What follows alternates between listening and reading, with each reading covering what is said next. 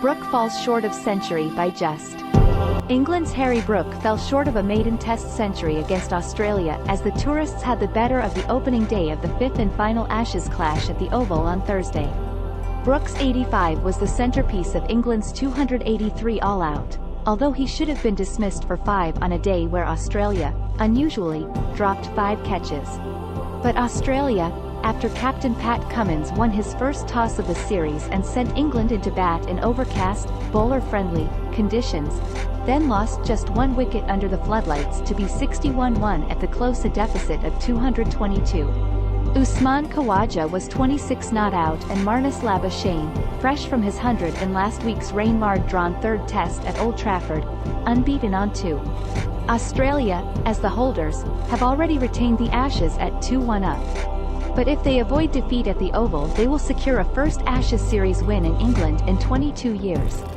Following England's latest display of aggressive baseball batting, Australia, who last month defeated India in the World Test Championship final at the Oval, started their reply in more orthodox fashion. But having blunted the new ball, David Warner fell for 24 when he edged Chris Wokes and Zach Crawley held a sharp catch moving to his right at second slip. Earlier, England were struggling at 73-3 when Brook came into bat. But the 24-year-old Yorkshireman rebuilt the innings during a stand of 111 with Moeen Ali, 34. Moeen's exit, however, sparked a middle-order collapse that saw England lose 4 wickets for 28 runs after they had been 184-3. Brook hooked Mitchell Starc for 6, although the left-arm fast bowler recovered to take 482. Moeen, meanwhile, hoisted Cummins for 2 sixes, although the paceman bowled better than suggested by figures of 166 in 13 overs. When off-spinner Todd Murphy, in for all-rounder Cameron Green, dropped short with his second ball, Moeen, struggling with a leg injury, pulled him for 4. But he was bowled the next delivery, aiming across the line, starting a clatter of wickets.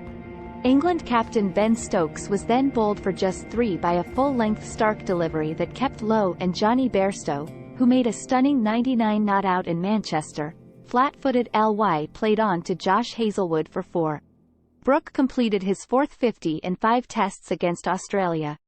But to his evident frustration, there was no century when an edged drive off Starc was caught by Steve Smith at second slip to end a dashing 91-ball innings featuring 11 fours and 2 sixes. Wokes, 36, and Mark Wood, 28, as they'd done before this series, added useful runs, although Wokes was dropped twice. Quick start. Crawley and Ben Duckett had got England off to a rapid start. Duckett, however, should have been out for 30 when he slashed at first change Cummins's opening delivery, only for Warner to drop a head-high chance in the slips. Next over, Crawley, who made a dazzling 189 in Manchester, was on 11 when a diving Smith failed to hold a much harder slip chance off all-rounder Mitchell Marsh. Those errors were not too costly, however. Duckett fell for a run a ball 41, caught behind down the leg side off Marsh.